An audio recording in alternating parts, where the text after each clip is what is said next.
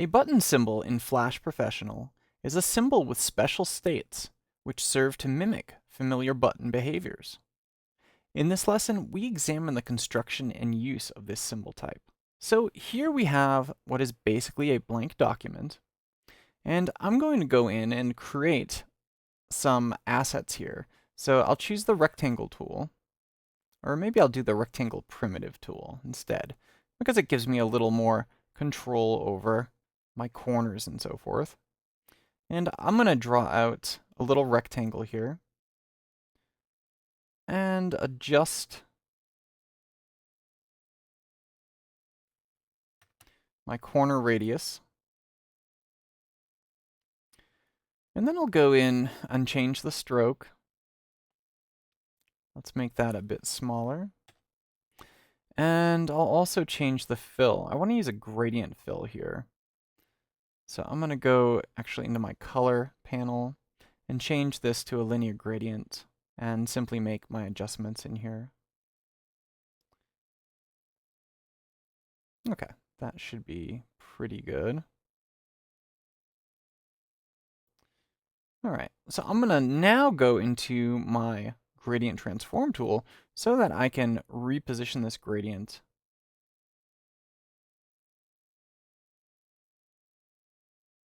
like that. Okay, so that looks sort of like a button. So now that I have my assets prepared, I can select them with the selection tool, go to Modify, Convert to Symbol, and here I can name my symbol. So I'm going to just call it Button Basic. I can go into my type and choose from movie clip, button, or graphic. So I'm going to choose button for this example. So if I twirl down this advanced section here, we can see that just about everything is actually grayed out for me. However, I can choose to export for ActionScript within frame 1 or not. And whether you export in frame 1 or not depends upon what you need as far as preloaders go. And that's an entire other discussion. So we have to give this a class. So immediately it just inherits the symbol name as its class. And we have to define a base class. The base class is what our class is going to extend. So this base class is flash.display.simpleButton. We can also export this for runtime sharing if we want to, and provide a URL to that RSL file. Runtime shared libraries are used to share assets across different Flash projects. So we don't actually want to do any of this for this example, because we're just creating a simple basic button here. So I have my registration point set to the center, but lots of times with buttons, I actually prefer it in the upper left-hand corner because it makes laying things out on a grid a little bit easier. But you can do whatever you want. So I'll hit OK. And you can see there's my registration point in the upper left-hand corner. And here's my transform point in the center. And now that I have this selected, we can see that it is a button. I can swap out this button with another symbol if I want to. I can change the X and Y position, the width and the height. I can assign various color effects, such as brightness, tint, advanced settings, or alpha. I can also change display settings here. So perhaps I don't want that to be visible right away.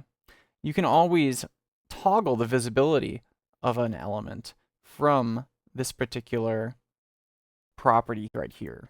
We can also choose the blending mode. So blending mode, what they do is they sort of change the appearance of objects based upon the blending mode and other objects that are directly above or below them. We can also choose how to render this object.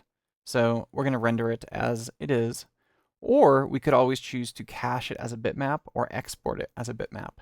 And these two are normally only used in mobile development.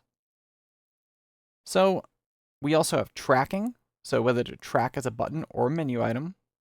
And then we have filters, so we could add things such as drop shadow, blur, glow, and so forth. So if we go into the library here, we can see that there is our button right here. And the icon for a button in the library looks like a little finger pressing down on a button, so it's very easy to tell what it is.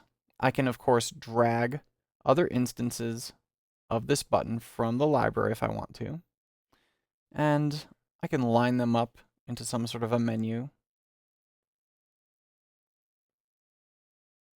like that. So buttons themselves have a very unique property to them. And if I go in and double click this button in the library and have a look at the timeline, we can see that we have 4 distinct frames in a button. We have the up, over, down, and hit states.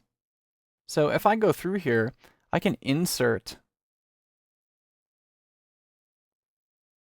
a frame by hitting F5, or a keyframe, or a blank frame. I'm going to insert a keyframe for each one of these. So now I have a unique object on each one of these frames.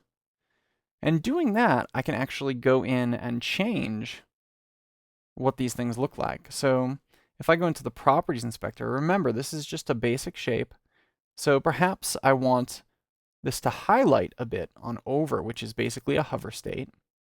And on down, perhaps I actually want it to get darker, like that. And then the hit state actually defines what part of the button the cursor has to interact with for the button to register as having some sort of interaction. And you can make this shaped however you want. It doesn't have to be the same size or shape as the visual elements of the button. So let's go back here, and what we'll do is test our movie. So Control, Test Movie, Test. So we can see as I roll over any of these instances, they all inherit that behavior.